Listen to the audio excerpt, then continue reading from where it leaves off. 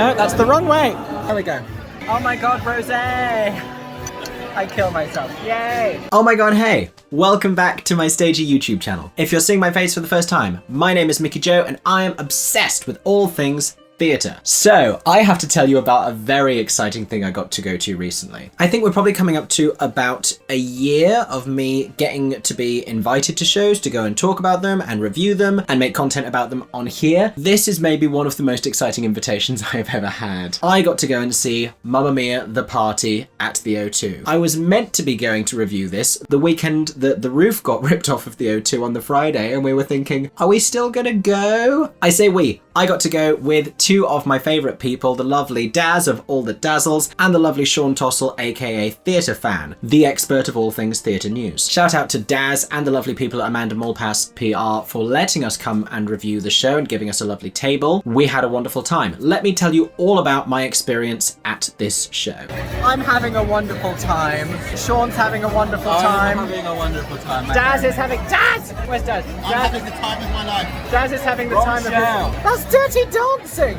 Dancing Queen having the time of your life. No, I don't know. We both Answer know. in the comments because I don't think... Time of your life, I'm pretty sure it's the Dirty lyrics Dancing. of It's Dancing dirty. Queen. It's dirty. I think no. I think wrong. I did not like immersive theatre until today. I'm having a wonderful time. Granted, I have had a significant amount of rosé.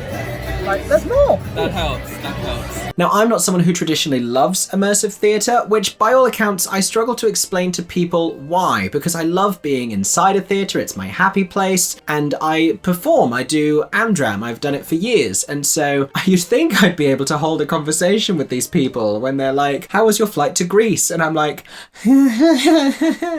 yes, is that what I meant to say? Please can I have the starter? So basically, we got to the O2, the roof was intact, thank goodness. No tropical storms to be seen. Cloakroom was included as part of the ticket, so you can give them your bags, you can give them your coats, which is good because once you get inside the taverna, it's like 20-something degrees. It is warm, it is tropical, it is Grecian. They've committed really hard to the detail of this and making it immersive. The walls, the ceiling, the floor, like everything all around you, you can completely give yourself over to the belief that you are in a Mediterranean European taverna having this lovely ABBA experience. And if at any point you forget, then the hen parties around you will remind you. I've never seen so many flares in my life. Once we got seated at our table, we met our waiter who chatted to us about drinks, let us know what the food options were going to be. The drinks menu is incredibly extensive. I was very spoiled for a choice. The food was also lovely. You had a nice little Greek salad meze starter. Now, for the main, it was delicious, I believe, lamb and beef, and at this point, I'd had enough rosé that I was convinced it was duck. And I only found out subsequently when saying in the evening, oh, that duck was lovely. And I was told it was not duck. It was very nice, whatever it was. After that, we had a lovely piece of lemon cake, which was also very nice. Did I want the food to be bigger? Possibly, only because we then went somewhere else in the evening and I felt like I could still eat. Now, before anyone even starts singing, there are performers around you dressed as waiters, making conversation with you. You know, it's very immersive. They're trying to get you convinced in that setting, and then it just kind of naturally evolves into a performance. And there's basically this kind of loose plot around these characters that bear something of a similarity to the plot of Mamma Mia, but it's its own separate thing. Is this because of him and Constantina? There is no him and Constantina. There is only this. And this! Welcome to my taverna! You know, there's romantic subplot, there's tension between the characters, there's pre-existing relationships, you get to learn a little bit about them, there's little bits of dialogue to justify it as it goes through. We were up by the bar, there's stuff that happens on the bar, that was a delightful treat. A lot of it, I will say, happens in the middle of the area, and I feel like any of the tables that you could have been at would have a pretty good view of almost all of the performances, really. I think wherever you are, because it's so immersive and the whole vibe is just like you're in a restaurant where this is happening, you don't have to be right in the center. I'm not entirely sure how different pricing tiers affect where you are, but I would be quite happy at any of those tables. So then obviously you get into the music, which is why we're all there. It's the songs of ABBA. What surprised me is they're not all Mamma Mia songs. They're not all even Mamma Mia 2 Here We Go Again songs. There's a lot of ABBA back catalogue in there. I mean, obviously, they do the big hits. But it's also really nice to hear some of the lesser known ABBA songs used there as well. So if you're a hardcore ABBA fan, be prepared to have various niche ABBA songs. I didn't even know them all. Now let's talk about the cast. So you've got Mamma Mia alumnus Steph Parry as Kate.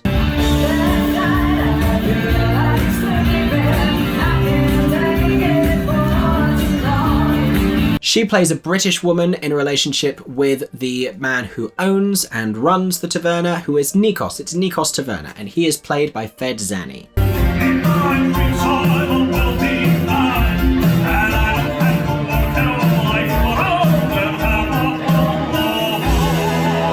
But then you also have Adam, who is Kate's nephew, played by AJ Bentley, who you may recognise from the band.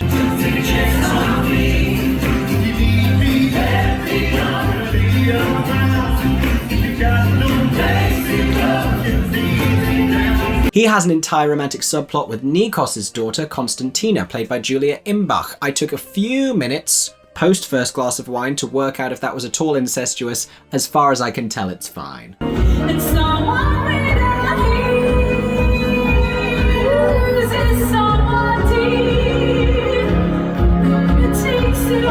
Another highlight, Kimberly Powell as Nina, who has some lovely moments in the show, including 2 moments that made me whoop very loudly. Lovely, lovely bit of representation, I will say.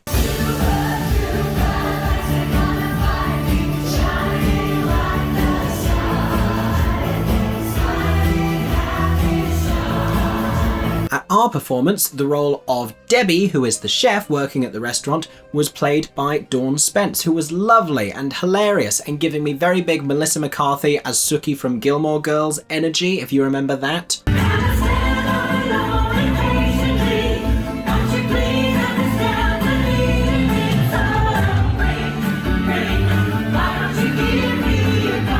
So there's kind of 3 sections to the show. There's an introductory performance, at the end of which the main course is served. Then they come back on and do a little bit more. And then after that is when they come on and just do an unashamed ABBA performance in the middle.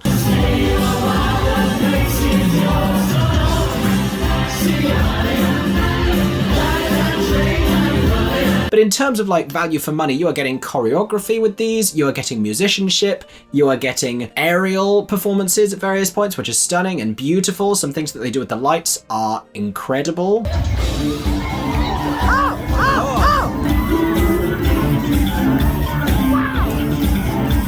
It's all quite awe-inspiring. And so the last part is just this wonderful ABBA disco moment. They're performing in the middle, just giving you ABBA vibes and costuming and campness, and it devolves into just playing the ABBA songs and everyone gets up and dances along, and that's how it finishes. It really is just a party. It's like the best restaurant you've ever been to in your life if you're a musical theatre lover. And who doesn't love Mamma Mia? Like, you don't have to think it's the most incredible piece of theatre ever, but you can't not love it. The campness, the infectious joy of the music, it's just such a perfect party show. Whoever came up with this idea is a genius, and I can tell they're making a lot of money on it. In between the main course and the final ABBA disco performance, they were doing things like coming round to our table and they were getting us to play a game where we had to guess cocktails. It was us and another table versus 2 other tables, and all 5 cocktails were guessed first correctly by our table. Shout out to the homosexuals who spend a lot of time at the theatre and know their cocktail ingredients. We just played a game where we had to guess the cocktails based on cocktail ingredients. I got 1, Daz got approximately 12. It went very well, but we have no cocktails, and that feels conspicuous.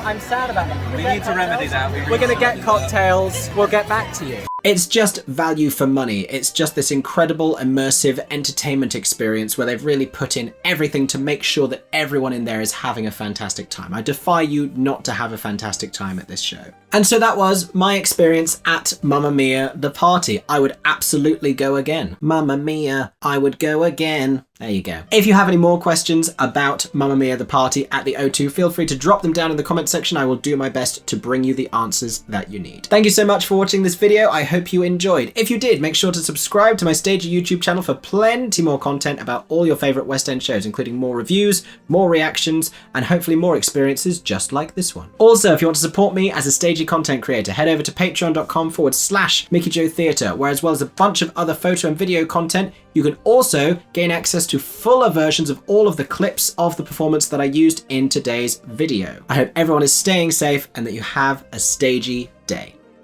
For 10 more seconds, I'm Mickey Joe Theatre. Oh my god, hey, thanks for watching, have a stagey day. Subscribe!